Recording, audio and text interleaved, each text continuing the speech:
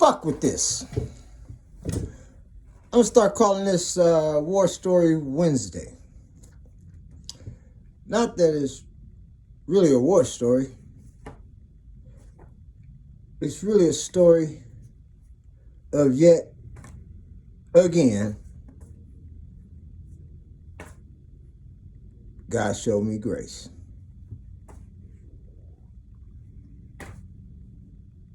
War Story Wednesday.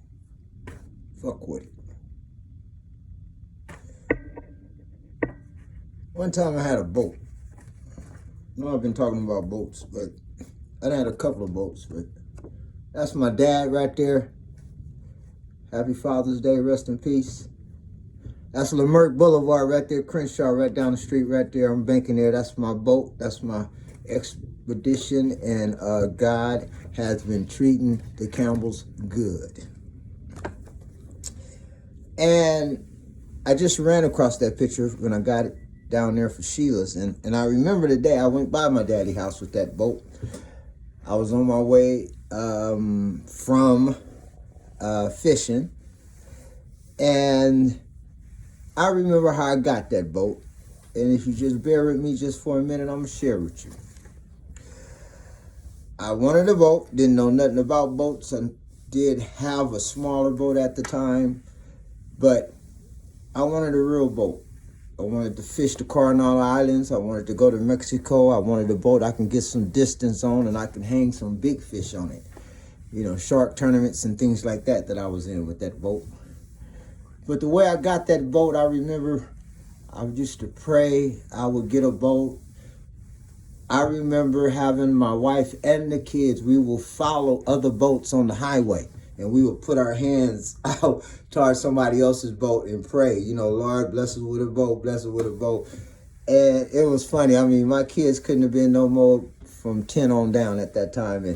And I was praying for a boat. I would go to the dealership and I would talk to them about buying boats, and I would test drive boats, and I was just all in the boats. And the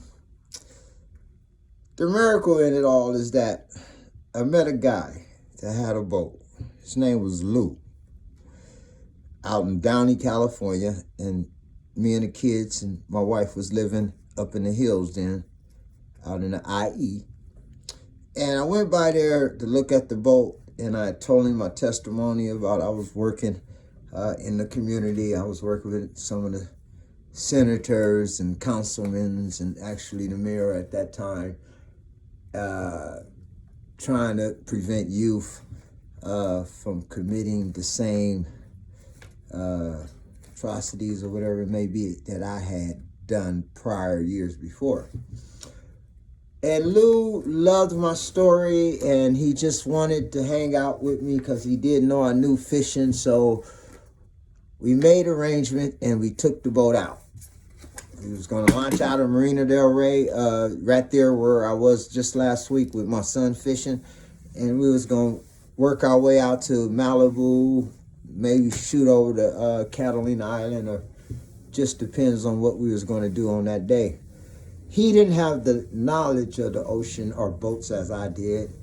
And it was funny because when I first let the boat in the water and got the boat, you know, off the trailer, and Lou came down with his little backpack and all his new,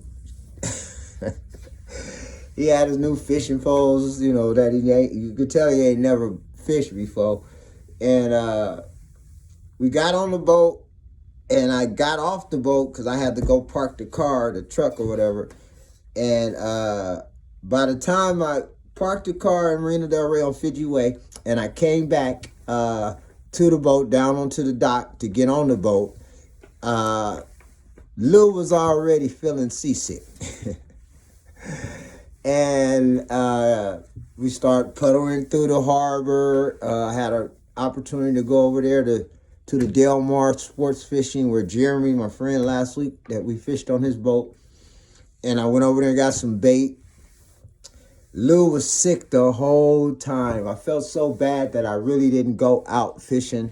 I just went around the harbor 1 or 2 times, and then we got back, got on the, you know, got everything back on the trailer and everything, and you know, he stopped throwing up and stuff. And but make a short story shorter, about two, maybe even a month or two later, Lou called me. I'll never forget this phone call. I was in church. I was waiting on the kids and my wife to finish choir rehearsal. It was the middle of the week. I had just left LA and drove 60 miles out to where we lived. And out of the blue, Lou calls me and tells me to come back to his place. This is 7, 8 in the evening. It's going to take me an hour and a half, 2 hours to get back down there.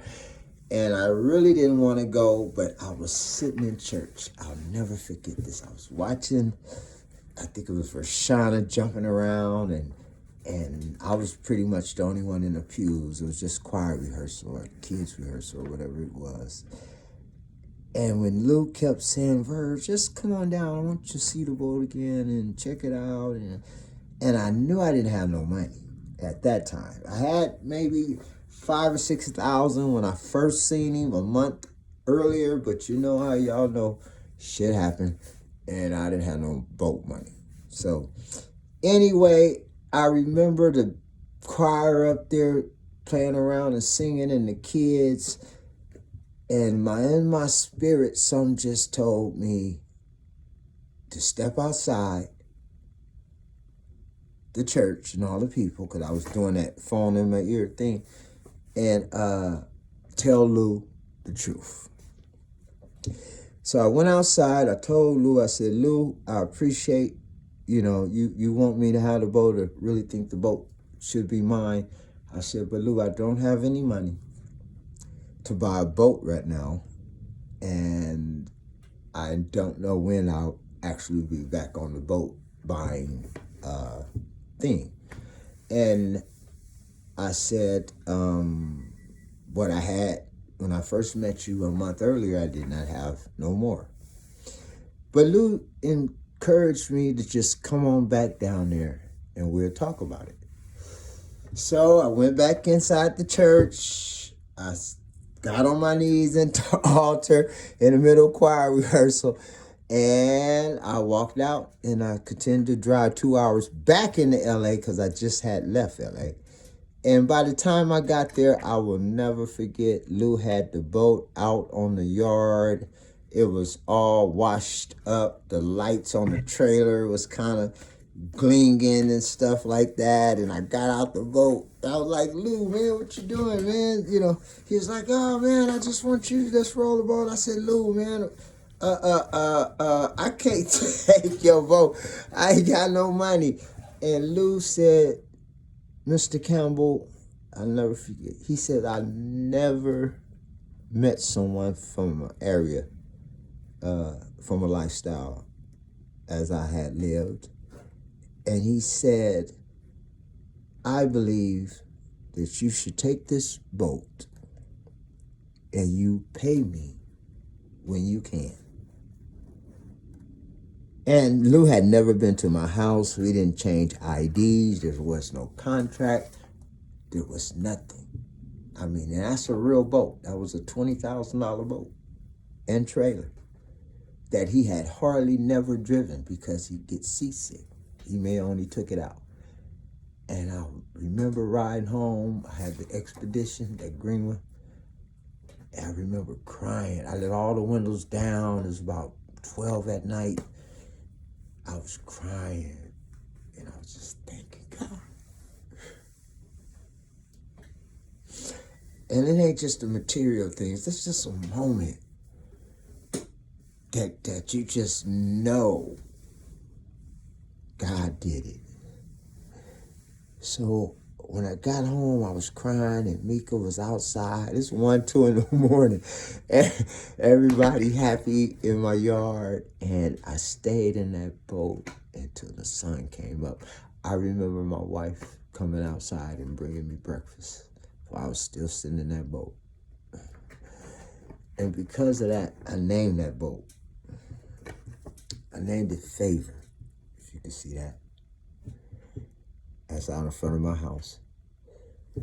I named that boat Favor. I don't know if a lot of people know that, but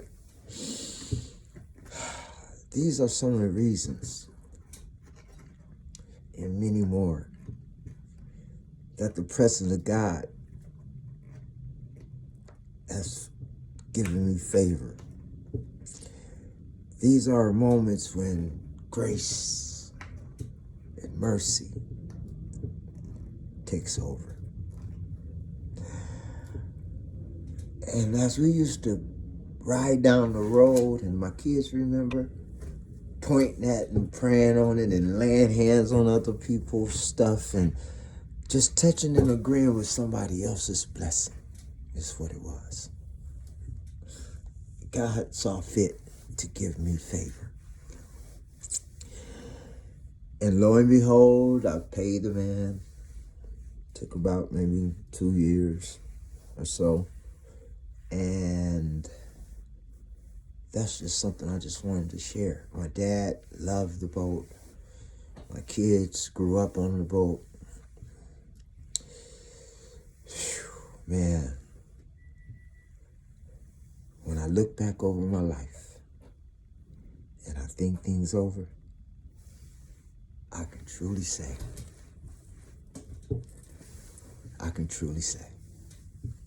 that I've been blessed.